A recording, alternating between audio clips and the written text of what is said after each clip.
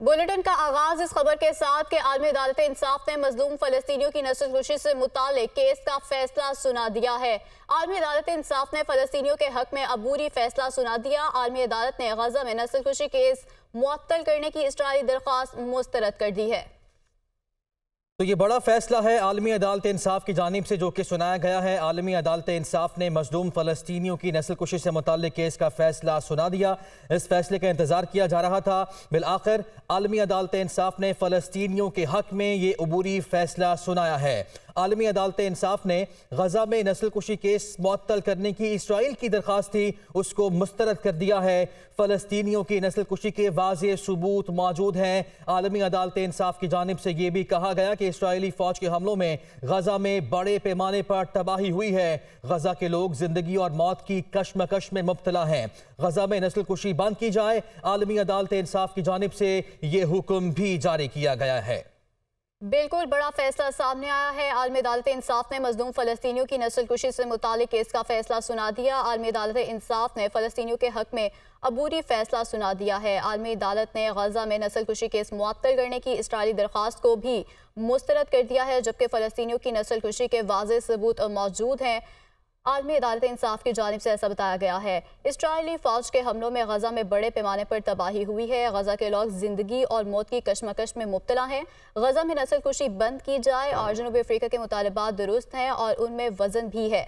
Israeli अदालती फैसले से मुतालिक रिपोर्ट जमा कराए। इसराइल गजा में हंगामी बुनियादों पर इमदाद की फराहमी को यकीनी बनाए। आलमी अदालत इंसाफ के हंगामी इकदामात 12/2 से मंजूर हुए। 17 में से 15 जजों ने फैसले की तायीद की है। आलमी अदालत इंसाफ ने मजलूम फ़लस्तीनियों की नस्ल कुशी से मुतालिक केस का फैसला सुना दिया है। आलमी अदालत इंसाफ ने फ़लस्तीनियों के हक में अबूरी फैसला सुना दिया है। आलमी अदालत ने गजा में नस्ल कुशी केस मुअत्तल करने की इसराइली दरख्वास्त भी मुस्तरद कर दी और फ़लस्तीनियों की नस्ल कुशी के वाज़ेह सबूत मौजूद हैं। आलमी अदालत इंसाफ की जानिब से ये भी कहा गया, इसराइली फ़ौज के हमलों में गजा में बड़े पैमाने पर तबाही हुई है। इस बात को भी तस्लीम किया गया है। आलमी अदालत इंसाफ की जानिब से गजा के लोग ज़िंदगी और मौत की कशमकश में मुब्तला हैं। आलमी अदालत इंसाफ की जानिब से ये भी कहा गया और आलमी अदालत इंसाफ ने यह हुक्म भी दिया है कि गजा में नस्ल कुशी का जो सिलसिला है इसको फौरी तौर पर बंद किया जाए। इसी पर बात कर लेते हैं। अहमद बिलाल सूफी तज्ज़ियाकार हमारे साथ मौजूद हैं। अहमद बिलाल सूफी साहब, बहुत शुक्रिया आपके वक्त का। किस तरह से देख रहे हैं आप इस फैसले को? आलमी अदालत इंसाफ ने फ़लस्तीनी के हक में फैसला सुनाया है और ये कहा है कि इसराइल के खिलाफ मुकदमा चलेगा और जो नस्ल कुशी का सिलसिला है उसको बंद किया जाए।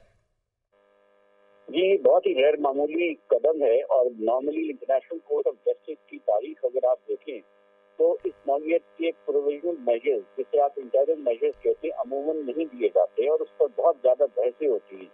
यहाँ पर आलमी अदालत इंसाफ ने इंटरिम और प्रोविजनल मेजर्स दिए हैं और बड़ी तफसील से दिए हैं और बड़े ठोस इंटरिम और प्रोविजनल मेजर्स देते हुए इसराइल की रियासत को पाबंद किया है कि उन्होंने कोई भी जेनोसाइड से रिलेटेड कोई एक्ट कमिट नहीं करना मजीद, और उसकी मिलिट्री को भी बराह रास्त डायरेक्शन दी है, यानी कि इसराइल की रियासत को सेपरेट दी है, इसराइल की मिलिट्री को सेपरेट आइडेंटिफाई करके डायरेक्शन दी है कि आपने कोई जेनोसाइडल एक्ट अब से ऑनवर्ड कमिट नहीं करना।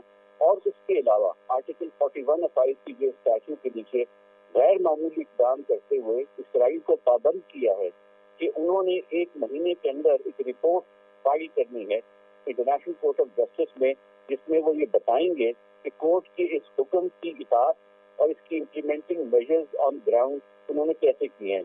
तो मेजॉरिटी जजमेंट है 15 जजेस, यानी कि यूँ कहिए तकरीबन मुकम्मल कोर्ट इज्तिमाई तौर पर उसका ये व्यू है कि ज्यूरिसडिक्शन भी है, जेनोसाइड कन्वेंशन अप्लाई करता है, उसकी प्रोटेक्शन अप्लाई करते हैं और साउथ अफ्रीका जो ये मामला डिस्प्यूट के तौर पर लेकर आया है उसका लोकस स्टैंडाई का भी इशू नहीं है। तो ये सारे मामला इस वक्त जो है वो इसराइल के खिलाफ गए हैं और मैं समझता हूँ एक बहुत इंटरनेशनल लॉ की क्रेडिबिलिटी की और यूएन सिस्टम की क्रेडिबिलिटी के पॉइंट ऑफ व्यू से भी जजमेंट बहुत अहम है। अच्छा, अहमद बिलाल सूफी साहब, ये भी फरमाएगा कि जो जिस तरह रिपोर्ट जमा कराएगा इसराइल, इसमें तो खैर वक्त लगेगा, लेकिन इब्तदाई तौर पर जो करने की ज़रूरत थी और अपील भी की गई, सेक्रेटरी जनरल यूएन कितनी बार कह चुके, इसके अलावा तमाम मुस्लिम ममालिक की जानिब से भी अपील की जाती रही और दुनिया में एहतजाज का सिलसिला भी हमने जारी देखा कि और ये मुतालबा किया गया कि जो मजालिम का सिलसिला है फौरी तौर पर बंद किया जाए, लेकिन इसराइल जो था वो टस से मस नहीं हुआ। इस फैसले के बाद क्या समझते हैं, फौरी तौर पर ये जो सिलसिला जारी था वहाँ पर बर्बरियत का रुक जाएगा? جی ہمیں اگلے 1-2 دن دیکھنا ہوگا. مجھے اب ذاتی طور پر امید ہے کہ رکنا پڑے گا، کیونکہ اسرائیل پر بہت پریشر بلڈ اپ ہو جائے گا. اسرائیل یا تو اس پروسیڈنگ سے باہر رہتا ہے، جس طرح نکاراگوا کیس میں 1986 میں united states stayed out of that, لیکن اسرائیل نے یہاں پارٹیسپیٹ بھی کیا. پارٹیسپیٹ کرنے کے بعد اس کو ریزسٹ کیا، پروویژن میجرز کی اپلیکیشن کو، اور وہ چیز ہار گیا. اس کے بعد ابھی حکم ہوا ہے. تو میرا خیال ہے کہ ان کے پاس اور کوئی چوائس نہیں ہے.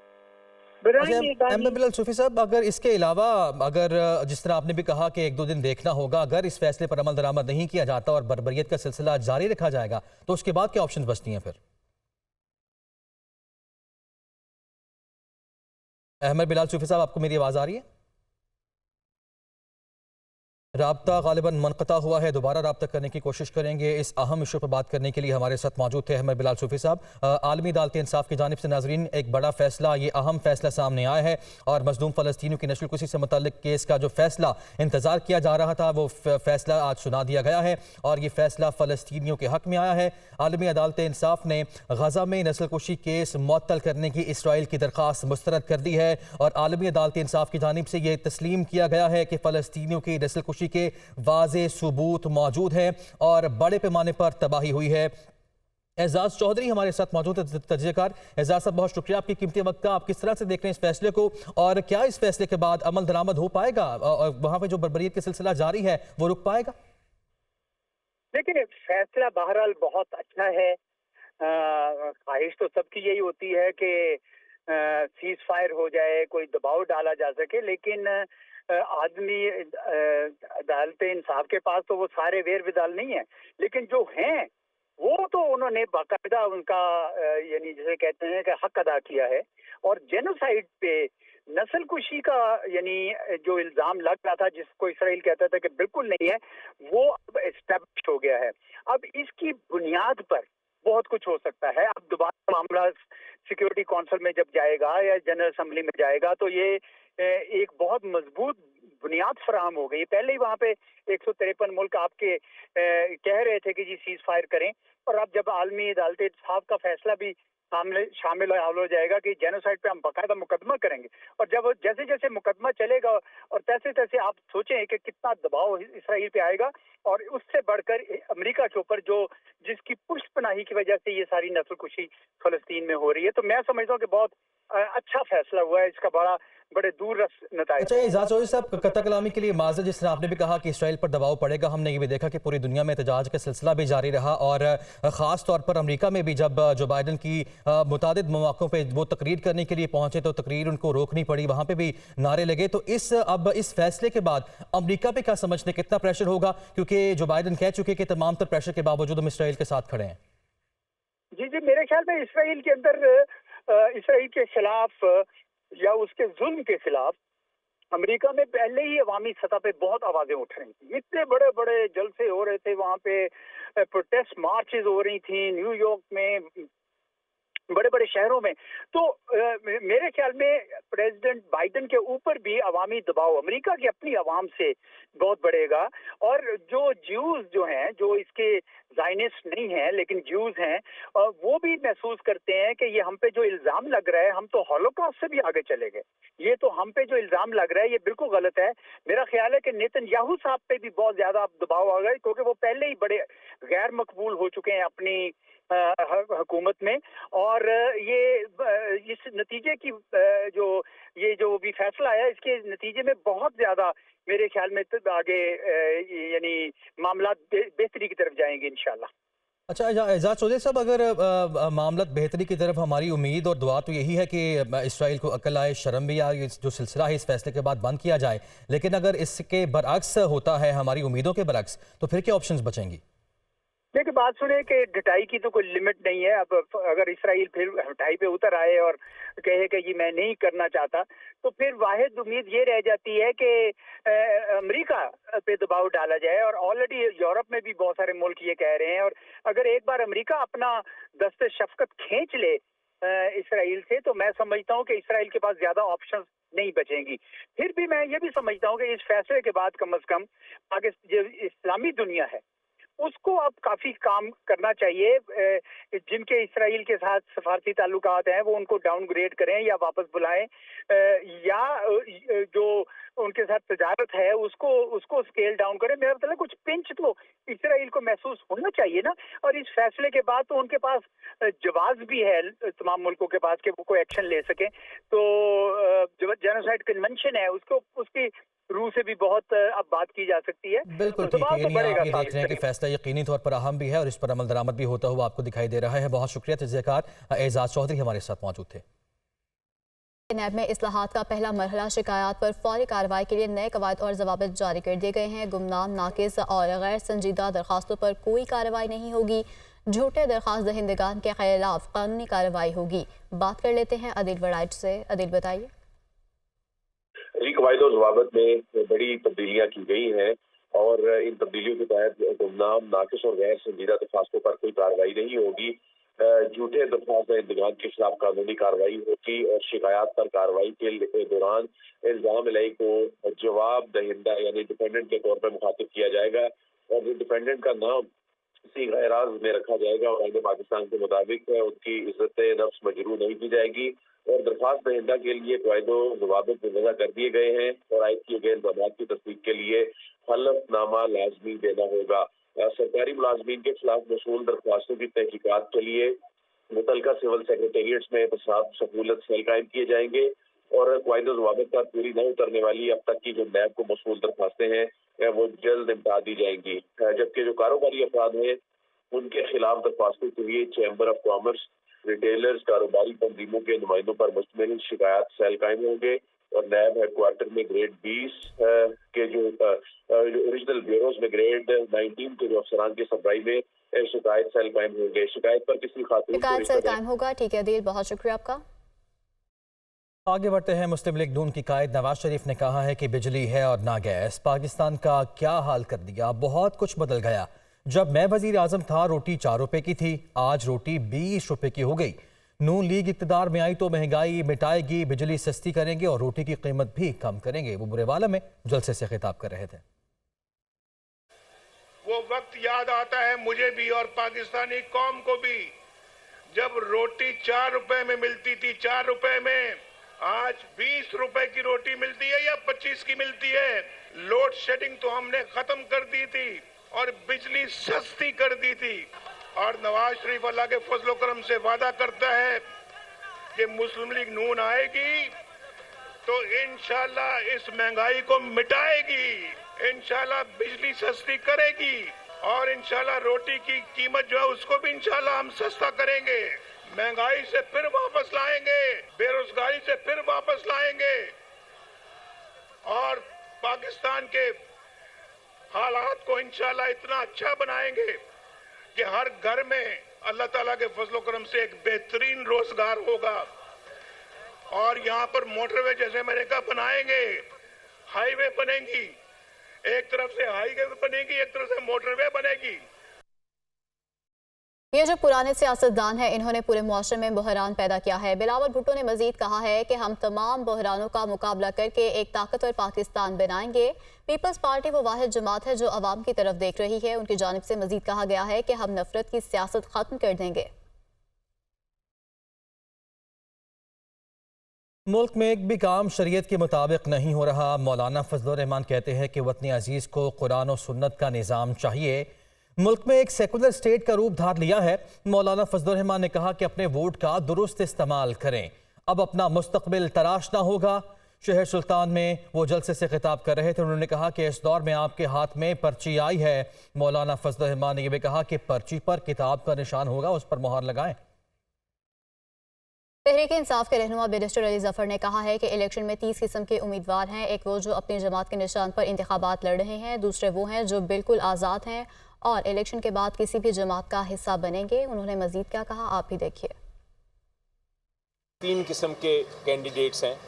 एक तो कैंडिडेट है जो कि अपनी अपनी पॉलिटिकल पार्टी, अपनी सियासी जमात के इंतखाबी निशान पे लड़ रहे हैं, वो तो पार्टी के कैंडिडेट्स हैं।